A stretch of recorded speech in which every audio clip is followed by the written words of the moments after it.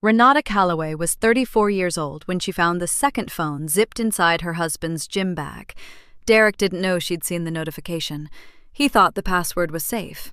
He thought 8 months of messages to a 26-year-old named Tiffany were safe too. 3 days later, sitting across from him at their kitchen table, Derek told her exactly why he'd done it. She wasn't good enough for him anymore, he said. He needed someone who didn't remind him of everything that had gone wrong, meaning the baby they'd lost, the one Nia still wasn't allowed to grieve out loud. He said it like he was doing her a favor. He didn't know about the loan documents she'd already photographed. He didn't know that 2 years later, she'd be standing in a ballroom on the arm of the richest man in the city, introduced as someone he'd never imagined her becoming. He smiled like a man who'd already won. What he didn't know was about to cost him everything. But Renata just listened, said nothing, and started counting. Before we dive in, comment where you're watching from today. And if stories like this speak to you, hit subscribe, because tomorrow's story is even more intense. The alarm hadn't gone off yet. Nia was already awake. She lay still in the gray morning quiet, staring at the ceiling while Derek slept beside her, one arm thrown over his face, breathing slow and even. He always slept like that, like nothing in the world was pressing down on him, like there were no numbers to run, no balances to check, no quiet weight sitting on his chest the moment consciousness returned. That weight was hers. It had always been hers. She did the math before her feet even touched the floor. Mortgage, $2,340, due the 14th. She'd moved $800 from her personal savings last week to cover the gap Derek's commissions had left. Again. His pipeline had been almost closed for 3 months. The Meridian deal, the Southbrook listing, some corporate lease he kept mentioning at dinner like a name she was supposed to recognize. None of it had landed. None of it had paid.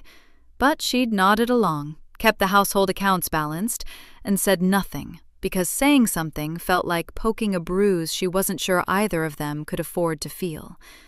The credit card, the joint one she'd quietly taken over, sat at $4,100, down from $6,800. She'd been chipping at it for 7 months without telling him. It wasn't a secret, exactly. It was just something he'd never asked about. Derek never asked about the numbers. He just expected them to work out. By 7:30, she had coffee made, eggs on the stove, and her laptop open at the kitchen counter, reviewing a cash flow model for a client restructuring that was due by noon.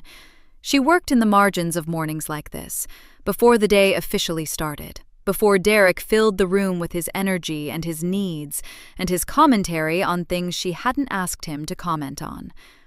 He came downstairs at 7:45, already dressed, phone in hand. He kissed her cheek without looking at her. "Eggs?" she asked. "I'll grab something at the office." He poured coffee, scrolled, leaned against the counter. "Big day. I've got a pitch at 10. "The Southbrook one?" "Different deal." He waved a hand. "New project, early stages." She flipped to the next page of her model without pressing him. She'd learned not to press. He sat down across from her, and for a moment it almost felt normal, just 2 people sharing a morning. Then he said, "Tiffany pulled together the comp analysis for the pitch. She's sharp. Actually gets my vision for the firm." Nia looked up. "Tiffany?"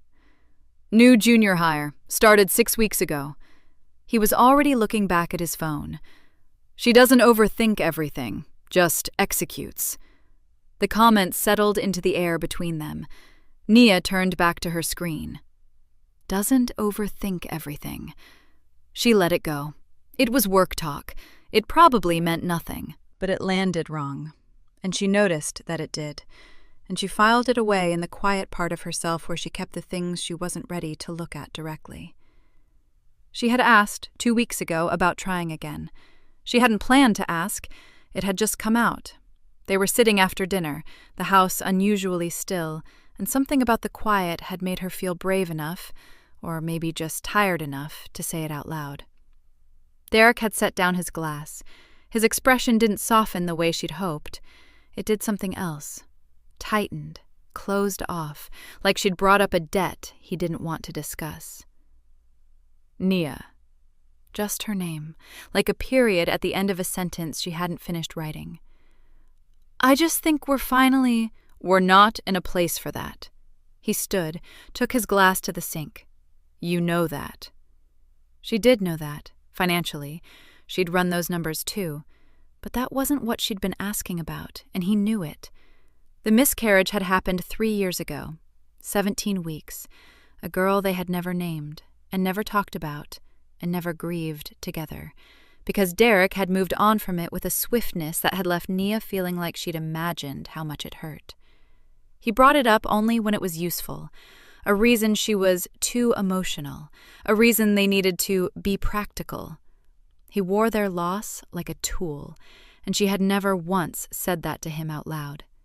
She hadn't said anything. The gym bag was in the corner of the bedroom closet, half hidden behind his hanging suits. Nia was doing laundry, his because he'd asked that morning with the particular tone that meant he'd already forgotten he was asking a favor, when she felt the weight of it shift wrong. Too heavy for the usual mess of earbuds and protein bar wrappers. She unzipped the front pocket.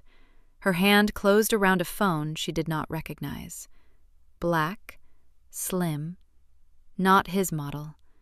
It buzzed once against her palm. The screen lit up with a notification preview, just a sliver of text above a locked screen. Tiffany. Good morning. Last night was... The preview cut off. Nia stood very still. Her heart was hitting the inside of her chest like it wanted out. The closet felt smaller. The air felt thinner. She looked at the phone for a long moment. The locked screen, the name, the words that stopped just before they could confirm what she already knew they confirmed. She did not call for Derek. She did not throw the phone. She did not move at all except to breathe. Not yet. The thought came through clear and cold, cutting straight through the noise. You need to know everything first. She needed every number, every message, every piece of this laid out in front of her where she could see it. Then she would decide what to do. The password was their anniversary. She tried his birthday first. Wrong. Then she typed in June 14th, the day they got married 8 years ago, and the phone unlocked. Nia exhaled through her nose, slow, quiet. She sat down on the closet floor. The messages went back 8 months. She could see the exact shape of how it started. Small, easy to explain away. A late reply about a comp report, a joke about their boss, a string of laughing emojis over something that had happened at the office. Innocent enough that, in another world, Nia might have believed it. But she could also see the exact moment it stopped being innocent. You're the only person here who actually gets what I'm trying to do. Derek had written that in October. Tiffany had responded with a string of hearts. By November, it was hotel confirmations. The Reston downtown, a room she had never been in, booked on a Thursday he'd told Nia was a client dinner. She read every message, every single one. Her face stayed still and her hands stayed steady, and somewhere in the middle of her chest, a cold, clean kind of anger was spreading out like water soaking into cloth. Then she found the one that stopped her. February, 3 months ago. Tiffany had asked him, in the careful, testing way of someone who needs to hear a reassurance out loud, "Are you actually going to leave her?" Derek's response came back in 2 minutes. "I've been checked out for a long time. She's just not good enough for me anymore. I need someone who doesn't remind me of everything that went wrong." Nia read it twice. Everything that went wrong. She knew exactly what that meant. She knew it the way you know a bruise before you press it. He hadn't said the word, he never said the word, but it was there. Their daughter, 17 weeks, a girl with no name who had taken something out of Nia that she had never fully gotten back. The grief Derek had treated like an inconvenience. the loss he had filed away, and now, apparently, used as an excuse. A reason she was too broken, too heavy, too much of the wrong kind of reminder. Her eyes stayed dry. She photographed every message, 47 screens in total. She worked from the beginning of the thread to the most recent message. Yesterday, a single line from Tiffany that said, "Miss you already." And she didn't rush, and she didn't skip anything. When she was done, she locked the phone, zipped it back into the front pocket of the gym bag, and tucked the bag into exactly the same position she'd found it. Then she finished the laundry. That night, Derek came home with Thai food and a good mood and talked for 20 minutes about the pitch and how it had gone and how Tiffany had pulled the numbers exactly right. And Nia sat across from him and nodded and asked the right questions in the right places, and her face did not betray one single thing. She was very good at math. She was very good at holding still. The next morning, she waited until his car pulled out of the driveway. Then she sat at the kitchen table with her phone and called Yvonne. Yvonne picked up on the second ring. "Hey, you okay? I found something." Nia's voice was even. "I need you to come over tonight. I need you to help me think through this the right way, not the emotional way." A pause, short. Yvonne had known Nia for 11 years. She didn't need much. "I'll be there at 7, she said. "Don't do anything before I get there."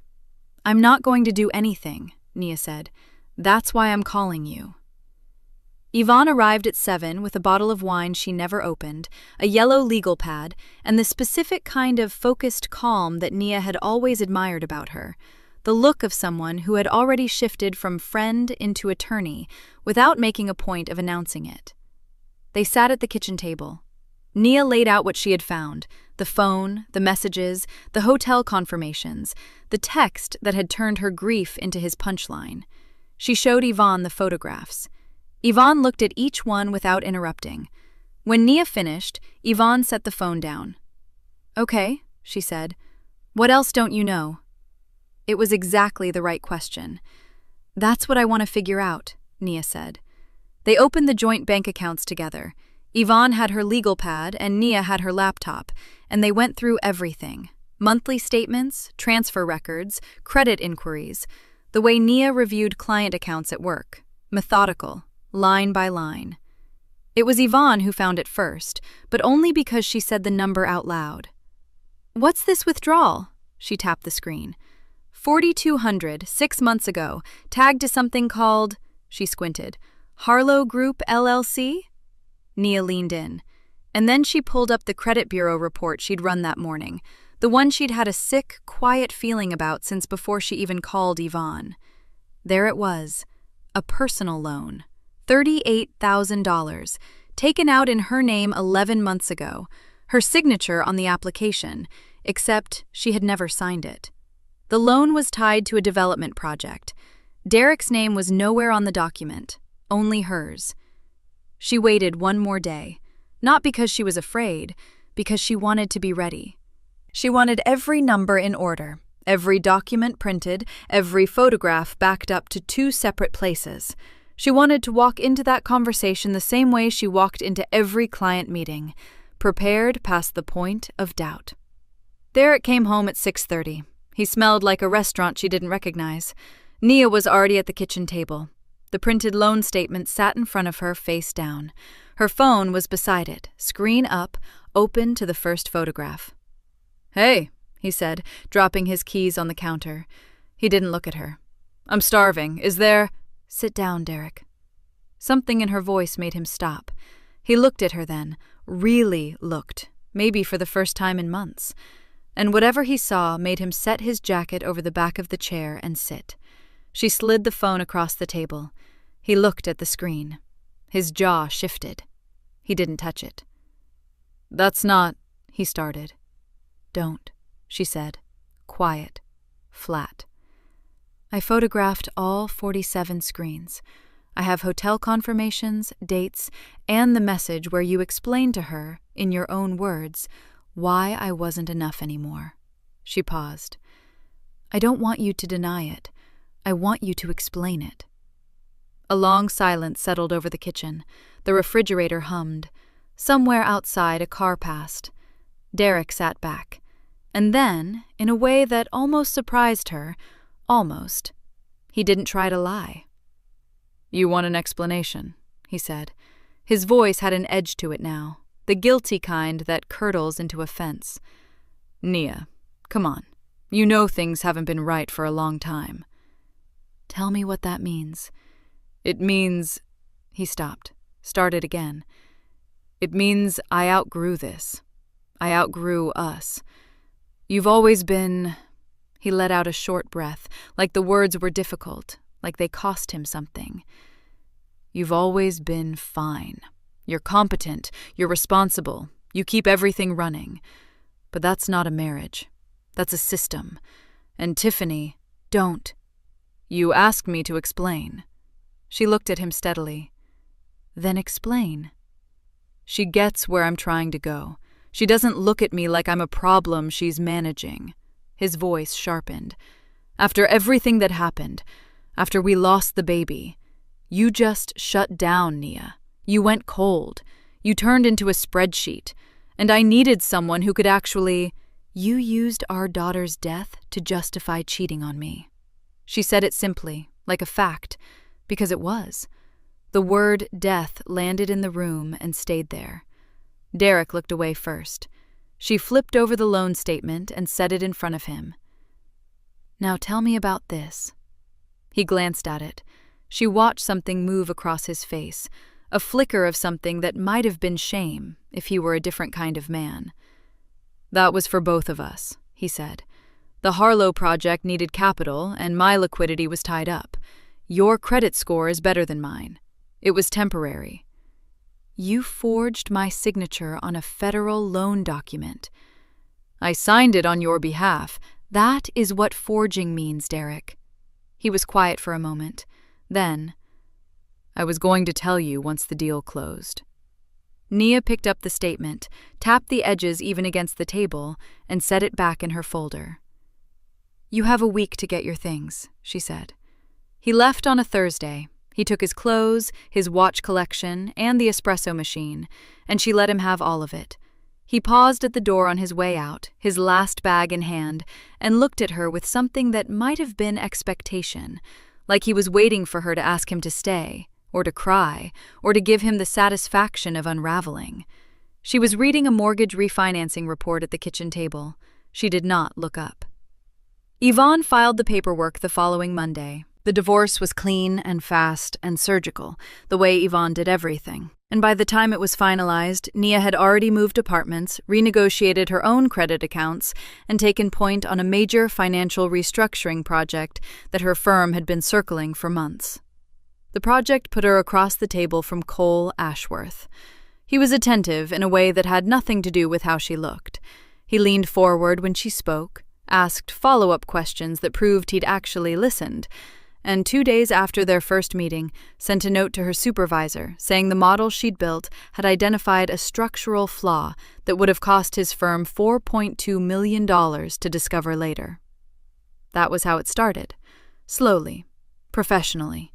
Then, in the way of things that are built on something real, it became more. 2 years, almost to the day after she found the phone, Nia married Cole in a small room with 12 people in it. Yvonne stood beside her. The ceremony was 20 minutes. Nia wore ivory and felt, for the first time in longer than she could name, entirely like herself. Months later, at an Ashworth Capital gala, a woman in a beaded dress leaned close to her companion and said, low and gossip bright, "Wasn't she married to that Calloway guy? He used to tell people she wasn't good enough for him." Nia stood 3 feet away, a glass of sparkling water in her hand, and said nothing. Her face was still, her posture was easy. She took a quiet sip and turned back toward the room. The role became official on a Tuesday. Senior Acquisitions Analyst, Ashworth Capital. Her name on the door wasn't a title Cole handed her. It was one she'd earned through 8 months of models, memos, and late nights that had nothing to do with who she'd married. The partners on the acquisitions floor knew what she was worth because they'd watched her work. That mattered to her. It mattered more than most things. The office itself was modest for the building, a glass-walled room on the 14th floor with a clean desk and a view of the city's east side. She kept it spare, a single framed photo, a coffee mug she'd had since graduate school, a second monitor for the spreadsheets that were always open, always running. The acquisition files came to her in batches. Each one was a project someone else had already flagged as worth a second look, and her job was to determine whether that second look held up. She was good at it. She had always been good at finding the thing that didn't match. The file arrived on a Wednesday afternoon, third in a stack of 4. Harlow Point Mixed-Use Development, Stage 3 Financing Review, Acquisition Suitability, Pending Diligence. She almost missed it. The name was buried on line 4 of the cover sheet, in plain black font between the project address and the lender reference number. She read it once. Then she stopped. She set down her pen. Her eyes moved back up the page, slowly. The project name. The lender structure, a private bridge loan routed through a mid-tier regional bank, backed by a personal guarantee. The loan origination date. She knew that date. She knew it because she had been reviewing her own household accounts the week it was drawn, and the number had appeared under her name without explanation, and she had stared at it for a full minute before she understood what she was looking at. Harlow. Derek had called it the Harlow Project when he explained it away at the kitchen table. The Harlow Project needed capital. She had filed that name in the back of her mind the way she filed everything, quietly, completely. Her face did not change. Around her, through the glass wall, the acquisitions floor continued its ordinary afternoon. Keyboards, phone calls, someone walking past with a coffee. The ordinary texture of a workday, indifferent to what she had just found. She closed the cover sheet over the file, picked up her pen, set it back down. Then she gathered the Harlow file, stacked it beneath the other 3, and carried all 4 into the team review meeting that started at 3 o'clock. She sat through 40 minutes of the meeting without showing anything. The junior analyst walked through the project overview. The numbers were troubled. Timeline delays, a funding gap at stage 2, and a lender who had grown increasingly difficult to contact. The team was cautiously interested. The underlying property had value. The question was whether the financing history was clean enough to move forward. Her colleague Marcus leaned back in his chair. "Nia, you want to weigh in? You've seen more of these bridge structures than anyone in this room." "I'd like more time with the file before I do," she said. Her voice was even, professional. "The lender structure is layered in a way I want to trace personally. Give me a few days before we go further." Marcus nodded. Nobody questioned it. She had built the kind of credibility where nobody questioned it. "Standard diligence hold," he said, making a note. "Team, let's table Harlow until Nia's had a full pass." She waited until 7 o'clock, when the floor had emptied. Then she opened the bottom drawer of her desk, where she kept a small, fireproof expanding folder that had moved with her from the apartment she'd rented after leaving Derek to the place she and Cole shared now. Inside it were printed copies of everything she had documented during those careful, quiet days 2 years ago. Bank statements, account screenshots, photographs of photographs. She found the loan document in the 3rd pocket. She laid it on the desk beside the Harlow acquisition file, open to the financing section. She read both, line by line. Lender name, loan number, origination date, guarantee structure, the guarantee signature, Renata M. Calloway, typed on the original and signed in handwriting that was not hers. She had looked at that signature so many times she had every angle of it memorized. It was close. It was not close enough. The numbers matched, not partially, not approximately. The loan that Derek had taken out in her name, without her knowledge, without her consent, in the middle of their marriage while he was sleeping with someone else and calling Nia the problem. That loan was the foundational financing instrument sitting inside a file on her desk at Ashworth Capital. Her past had just walked directly into her present. She sat with that for a moment. The hum of the building around her, the city lights starting up beyond the glass. Then she closed both files, slid them into her bag, and reached for her phone. Yvonne picked up on the second ring. "You still at the office?" Nia asked. "Just left. What's wrong?" "Nothing's wrong," Nia said. "But I need you to listen to something." She paused. "The development deal. From the divorce. The Harlow project." "What about it?" "It just landed on my desk at Ashworth Capital."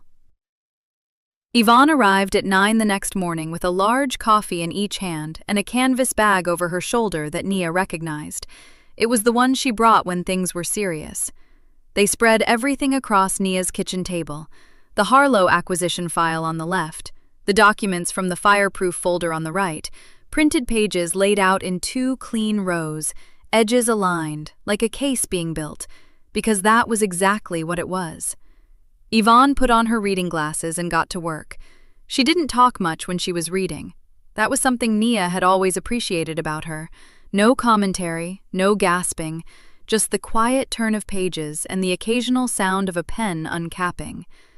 Nia sat across from her with her own copy and a highlighter, going through the lender history again, line by line, tracking the way the loan had moved through the financing structure before arriving inside a file she was professionally responsible for. 10 minutes passed, then 15. "Nia," she looked up. Yvonne had both copies of the guarantee page open in front of her, the original document from the divorce folder and the version inside the Harlow acquisition file.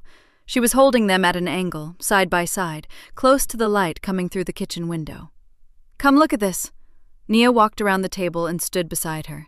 Yvonne pointed to the signature line on the original, Renata M. Calloway. The handwriting was careful, deliberate, slightly too upright in the loop of the capital R. "Now look at this." She pointed to the version in the acquisition file, a different page, a supplemental guarantee addendum attached toward the back, a document Nia had reviewed but not flagged as inconsistent. This signature had the same name, same careful loop on the R, but the date beside it was 3 weeks earlier than the original. The ink color was marginally different under the light, and the middle initial was missing. Renata Calloway. No M. Yvonne set both pages flat on the table and tapped the second one with 2 fingers. "This isn't the same signature," she said. "It's not even the same attempt. Someone produced a second version of this guarantee to backdate the financing commitment. That's not sloppiness, Nia. That's a second forgery, done separately, to make the loan look like it closed earlier than it did." Nia stared at it. She had seen the original signature so many times that she had stopped seeing it. She had been so focused on the loan number and the date that she had moved past the addendum without registering what it was. "He needed the earlier date," Nia said quietly, "to meet a lender deadline." "That's my read." Yvonne took off her glasses. "This isn't just identity fraud from a bad marriage decision. This is a second, separate act, documented, datable, and traceable. Forged financial instruments used to secure commercial financing." She looked at Nia directly. "This is federal, Nia." Nia pulled out the chair and sat down. The kitchen was quiet. Outside the window, the city was doing what it always did, moving, indifferent, loud in its own distant way. "Okay," Nia said. Her phone rang that afternoon at 2:30. She didn't recognize the number, but she recognized the cadence of the voicemail notification that followed. He had always let a call go to voicemail once, then called back immediately. Some habits didn't change. She answered the second call. "Nia?" Derek's voice was warm in that practiced way he had, the way that used to work. "I heard you've been doing well. I'm glad." She said nothing. He exhaled like the words were heavy. "I've been thinking about you, about everything. I know I didn't handle things the way I should have." "What do you want, Derek?" A pause. The warmth adjusted itself into something else, something more careful. "I've heard some things through people in the industry," he said, "about the Harlow project, about who's reviewing it." Another pause. "I know you're over there now, at Ashworth Capital." I'm just saying. There's a lot of paperwork from that period that has your name on it. You were on those accounts. If someone starts pulling threads, it's not only my exposure on the table." His voice was almost gentle about it. "I'd hate for something messy to touch you when you've got so much going well." Nia looked out the window. The east side of the city sat gray and still under a white afternoon sky. "I appreciate your concern," she said. She hung up. She told Yvonne within the hour. Yvonne listened without interrupting, then wrote 3 lines in her notepad, underlined the third one, and said, "Good. He just put that threat on a phone he called from. We're noting the date, time, and content." "I know," Nia said. "We move toward a formal fraud claim. I'll start the documentation tonight." "I know," Nia said again. She told Cole that evening, after dinner, at the kitchen table where the files were no longer spread out because she had put everything back in order. She started at the beginning. The second phone. The messages. The loan in her name she'd never signed for. The way Derek had looked at her across their kitchen 2 years ago and told her she wasn't enough. She told him about Harlow landing on her desk, about what Yvonne had found in the addendum, about the phone call that afternoon, and the careful, cowardly shape of the threat inside it. Cole listened to all of it. He didn't interrupt. He didn't reach for her hand in a way that made her feel fragile. He just listened. The way a person listens when they understand the full weight of what they're being told. When she finished, he was quiet for a moment. Then he said, "The acquisition team proceeds exactly as planned." She nodded. "Audit included," he said. "Audit included," she agreed. The message came on a Tuesday, just before noon. It was from Marcus Webb, someone Nia had known loosely through Derek's old firm, the kind of contact who existed in that narrow space between colleague and acquaintance. He had always been decent to her at company dinners. Not close, but genuine enough that she had kept his number. His text was casual. "Catching up," he said. "Heard she was over at Ashworth Capital now. That was great. Really great." Then, at the end of the message, almost as an afterthought, "Tiffany's pregnant, by the way. Just thought you might want to know. Weird situation over there." Nia read it twice. She set her phone face down on her desk. She picked up her pen and looked at the document in front of her without reading a single word of it. Then she picked the phone back up and called Marcus. He answered on the second ring, sounding slightly caught off guard, like he hadn't expected her to call back that fast. "Nia, hey." "Hey, Marcus." Her voice was even. "Tell me about the weird situation." He hesitated. She could hear him shifting. "I probably shouldn't have said anything." "You already did." A short pause. "Yeah." He let out a breath. "It's just, she was talking at some work thing last month. Tiffany. She'd had a couple drinks, and she was saying how Derek had told her about why things ended with you." Another pause.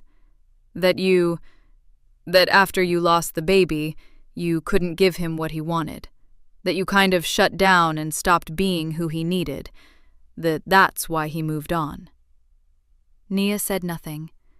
"I just thought it was messed up," Marcus said. "The way she was saying it, she really believed it. Like he'd sold it to her as some sad, inevitable thing. Like he'd been carrying this loss all by himself." His voice dropped a little. "I was at that company dinner when you came with him, the year before everything fell apart. I remember what you looked like. It didn't sit right." "I appreciate you telling me," Nia said. She kept her voice level all the way to the end of the call. She sat at her desk for a long time after she hung up. The grief from the miscarriage was not something she talked about much anymore. It had happened 3 years before the divorce, a loss at 22 weeks, the kind that left no visible mark on a person's daily life, but never fully healed beneath the surface. She had cried in private. She had gone back to work. She had held it carefully and quietly because that was the only way she knew how to hold something that heavy. Derek had used that, He had taken the most private thing she carried and handed it to Tiffany like an explanation, like a reason, like the story of why Nia was the problem, and he was simply a man who had needed more than she could give. He had turned her grief into his excuse. He had been telling that story from the very beginning. Nia looked at the city through her office window. The afternoon light was flat and pale across the skyline. She felt something shift inside her chest, not breaking, not falling apart, but settling, like something that had been leaning at an angle, finally finding its base. She picked up her phone and called Yvonne. "I need to tell you something," she said when Yvonne answered, "and then I need to tell you what I've decided." She laid it out, clean and fast. Marcus, Tiffany's pregnancy, what Tiffany had been telling people at a work event, the story Derek had been using, the one that turned Nia's miscarriage into proof that she had failed him. Yvonne listened without a sound. When Nia finished, she said, "Nia, I'm not angry," Nia said, and she meant it. This wasn't anger. Anger was hot and scattered. This was something much colder and much more certain. "I'm done being patient. Not impulsive. Done. There's a difference." "There is," Yvonne said. "I'm not interested in protecting myself from paperwork anymore. I want the full scope of what he did on the table, all of it, the forgery, the fraud, the loan, through the right channels, legal and professional only." She paused. "I want it to be real. I want it documented and answered for." "Then we're ready," Yvonne said. "We've been ready." She called Cole from the car on the way home and told him about Marcus and what he'd said. Cole listened the way he always did, completely, without rushing her toward the end. When she finished, he was quiet for exactly the amount of time the information deserved. "Tell me what you need," he said. "I need both of you to help me set a timeline," she said. "A formal settlement and audit meeting, with Derek present." She kept her eyes on the road. Not a conversation, not a negotiation that gives him room to maneuver.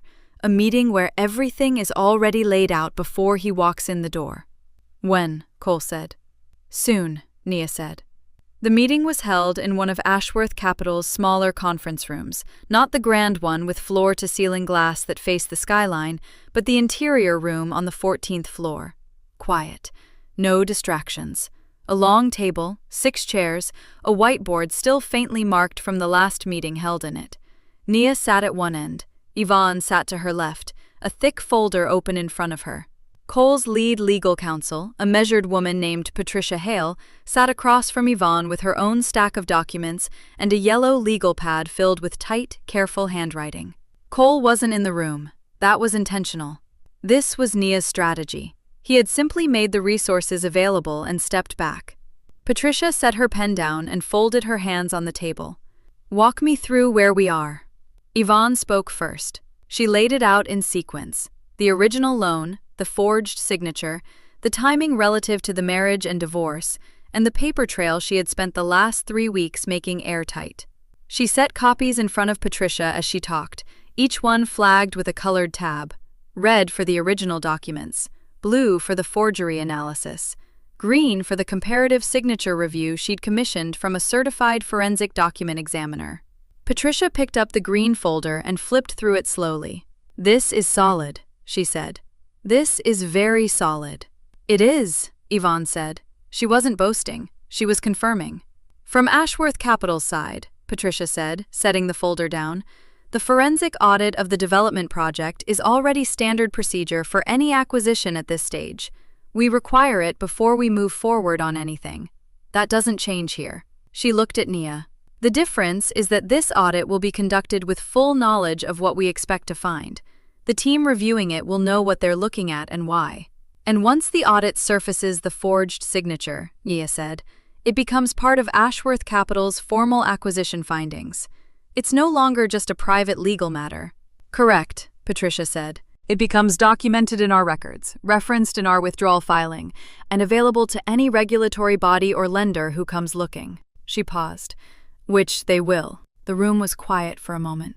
"The settlement documents on my end," Yvonne said, picking up the thread, "give Nia 2 paths. First option, Derek agrees to financial restitution for the loan taken in her name without her consent. Full repayment, Damages, a signed acknowledgement of wrongdoing. She holds the fraud claim, but does not pursue a criminal referral. And the second option? Patricia asked. She pursues the criminal referral, Yvonne said simply. The forgery qualifies under federal fraud statutes. The forensic examiner's report goes to the appropriate authorities. Derek answers for it in a different kind of room than this one. Nia had known both options for weeks. Hearing them stated aloud, clearly and plainly, still made her sit a little straighter. The meeting, Nia said. Tell me exactly what he knows going in. Patricia checked her notes. His attorney has been told this is a routine settlement and audit review tied to the development project. Standard language. Nothing in the invitation indicates anything beyond a procedural review of the acquisition. She set her pen down. He does not know you'll be in the room. He does not know we've already located the forged signature. He does not know the audit findings are already half-written. He thinks he's walking into a negotiation, Yvonne said. He thinks he still has room to maneuver, Nia said. He doesn't, Patricia said. There was no satisfaction in her voice, just fact. They scheduled the meeting for the following Thursday morning, 10 o'clock. Patricia would finalize Ashworth Capital's audit brief and withdrawal language by Tuesday. Yvonne would have the settlement documents completed by Wednesday evening. Everything would be printed, organized, and placed at the conference table before Derek arrived. He would sit down in front of it all before he understood what he was sitting in front of. The night before the meeting, Nia sat at the desk in the home office she and Cole shared, the files spread out in front of her under the warm light of the desk lamp. She went through each folder one more time, slowly, not searching for anything new.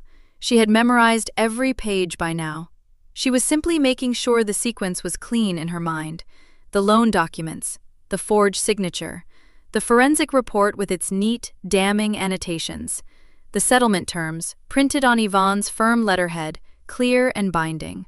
She closed the last folder and set it on top of the others. The house was quiet around her.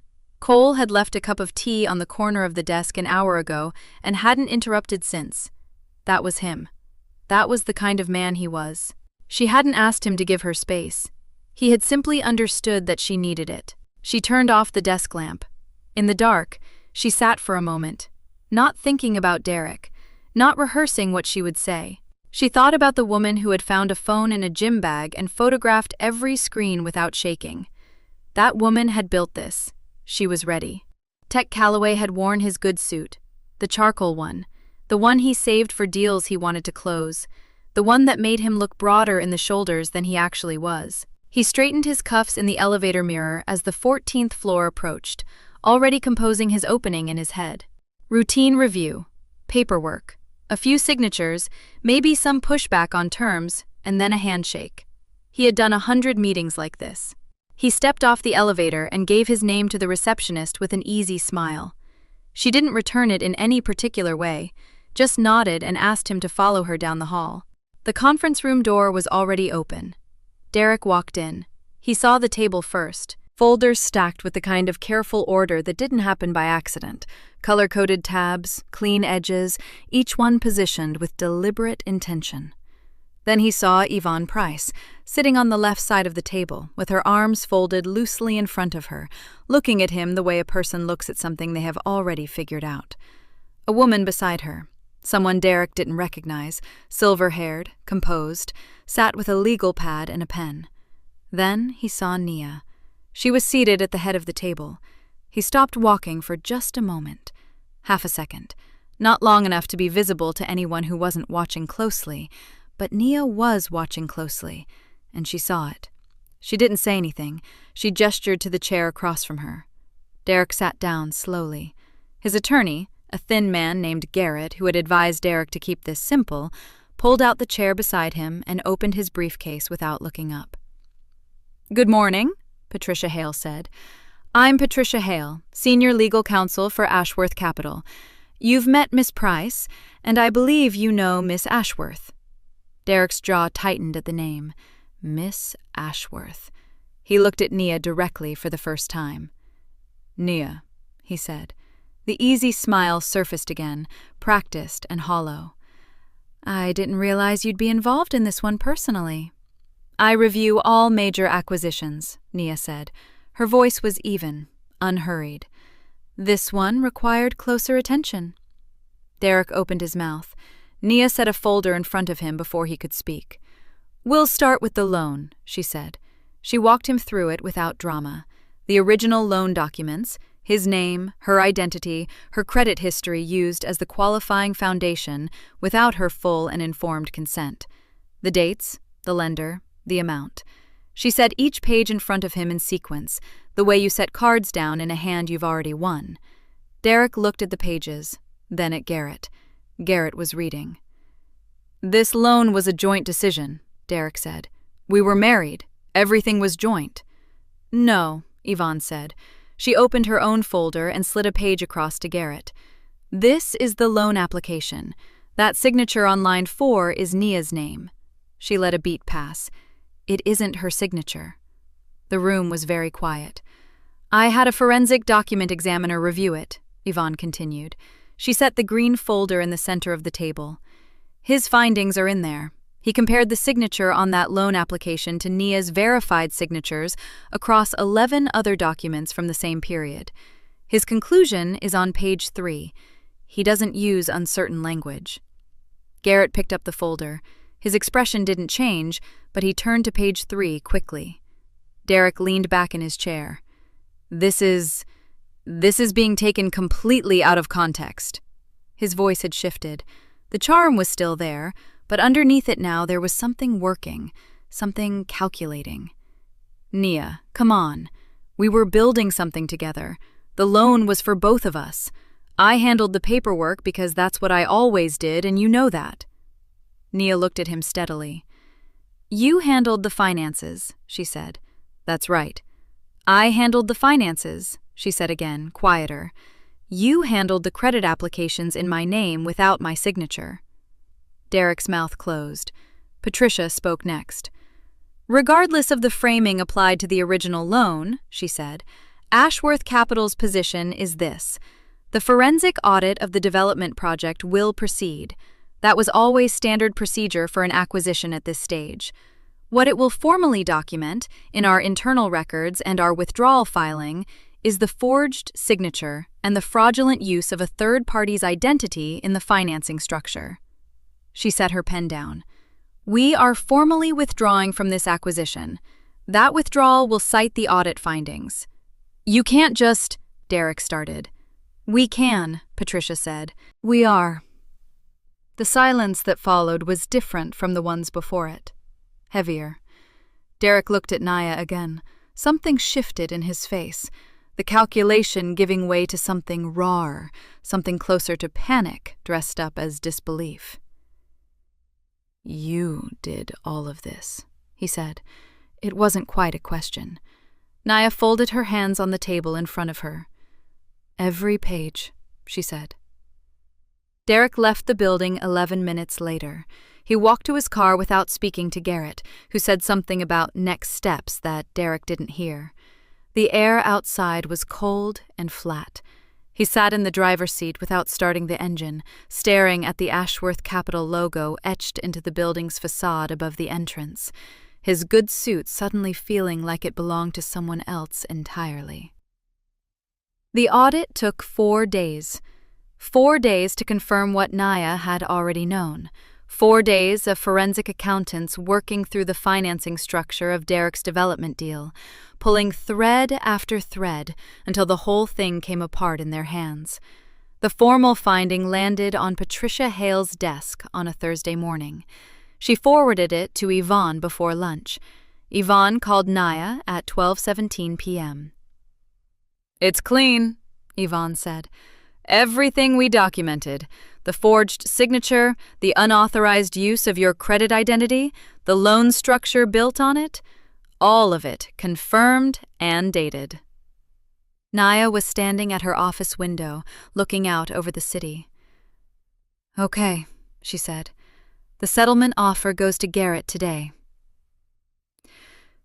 "Okay," she said again.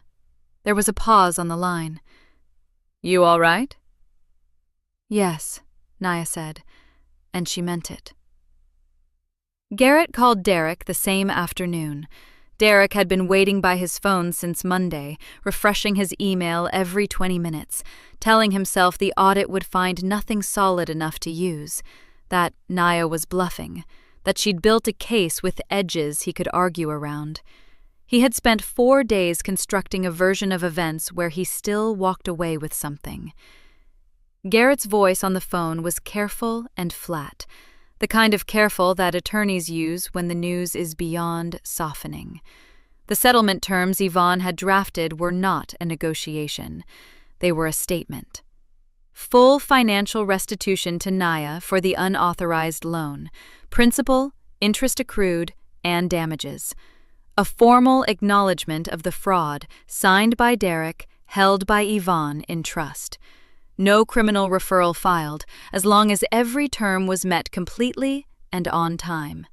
One deviation, one missed payment, one attempt to renegotiate, and Yvonne would file. Derek signed within 48 hours. He didn't have a choice. The alternative was a fraud charge with federal dimensions, and Garrett told him plainly that the documentation Naya's team had assembled would survive any courtroom in the country. Perfect moved the way it always moves in tight professional circles, not through headlines, not through anyone shouting from a platform, but through quiet conversations in conference rooms and on the phone between people who needed to know before they did business with the wrong man. The forensic audit finding was part of the public withdrawal record now. Anyone who pulled Ashworth Capital's filing would see it, and people pulled it. Investors who had been circling Derek's stalled deal read the language about the audit findings and made phone calls. Partners who had been considering co-signing on his next project stopped returning emails. A developer Derek had worked with for 6 years sent a short message through his assistant, regrettably unable to continue the relationship at this time. Derek's name didn't disappear from the industry overnight. It faded. Slowly, steadily, the way a signal loses strength the farther it gets from its source. Meetings stopped getting scheduled. Referrals dried up. His office, which he had leased to project the image of momentum, became a room he sat in alone most days, staring at a phone that had stopped ringing. Tiffany was 7 months along. She had rearranged Derek's apartment to fit a crib. She had told her mother a story about a man with a successful firm and a big future, a man who was going to take care of them. She had believed the story because Derek had told it with total confidence, the way he told every story.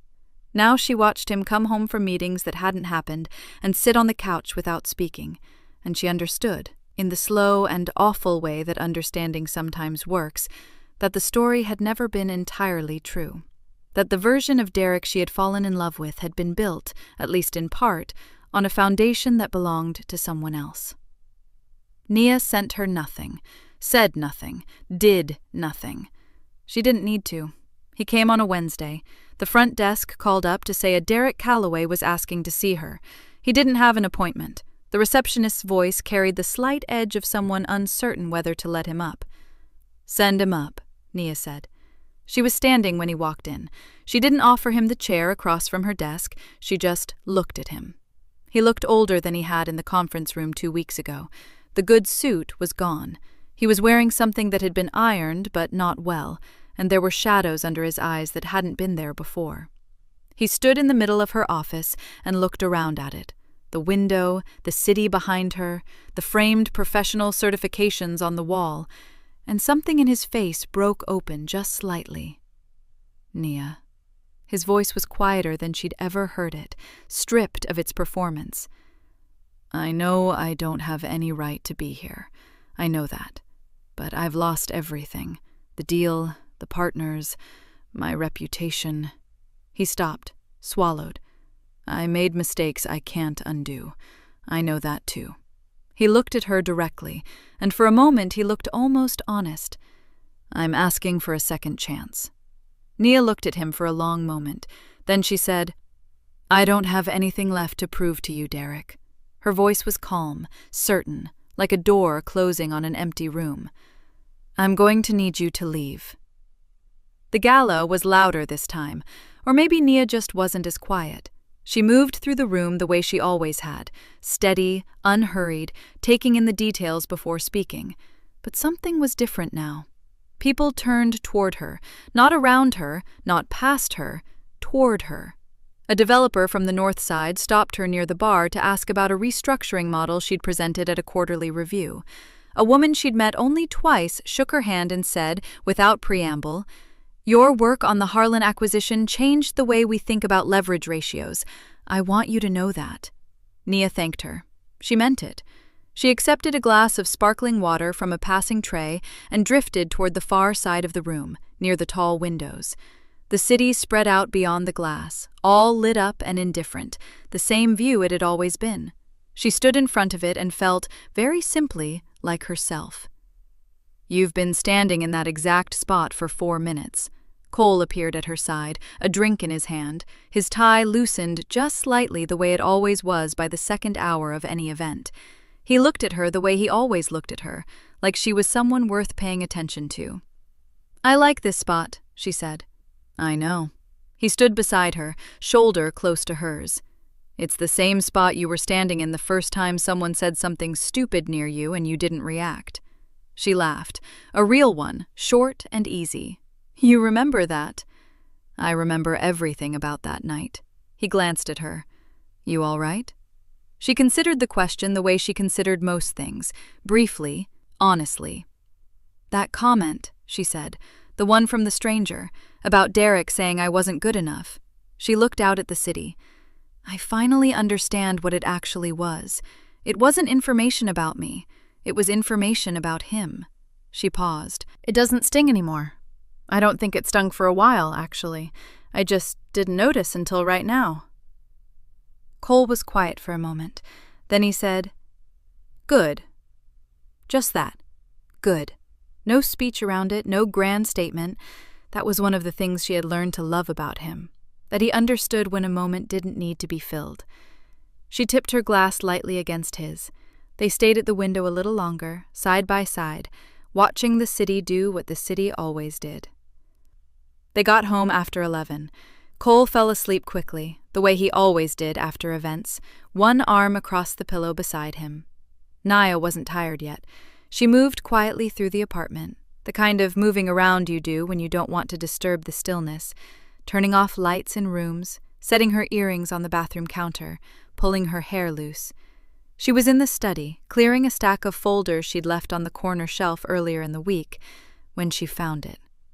It had been misfiled, slipped between 2 work folders during some earlier reorganization, the way things sometimes end up somewhere they don't belong. A photograph, printed and slightly bent at one corner. She and Derek at some event 6 or 7 years ago. She couldn't remember which one. A work dinner of his, probably. She was wearing a dark dress and smiling in the careful way she used to smile when she was performing ease rather than feeling it. She looked at it for a long moment.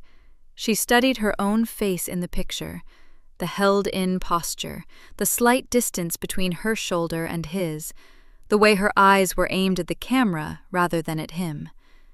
She hadn't noticed any of it at the time. She noticed all of it now. She didn't feel angry. She didn't feel sad. She felt something quieter than both of those things, a clear, steady recognition, like reading a map and finally understanding where you had been standing all along. Somewhere across the city, she knew, Derek was telling the story. In whatever bar or office or shrinking circle of acquaintances still had patience for him, he was still telling anyone who would listen that she was never good enough for him, that he had outgrown her, that moving on was the right call. He needed the story the way some people need a light left on, not because it illuminated anything, but because the dark was too honest. Let him tell it. It had nothing to do with her anymore. Nia set the photo down on the edge of the desk, not hidden away, not thrown out, just set aside, the way you set aside something that no longer has any power over you. She reached up and turned off the study light. The room went dark behind her. She walked down the hall, back toward the soft glow coming from the bedroom where Cole slept, where her life was, quiet and real and entirely hers, and she crossed the threshold and stepped into it. Thank you for watching until the end. If this story meant something to you, hit subscribe and turn on notifications. I've got 2 stories on the screen that you have to watch next. Have a great day!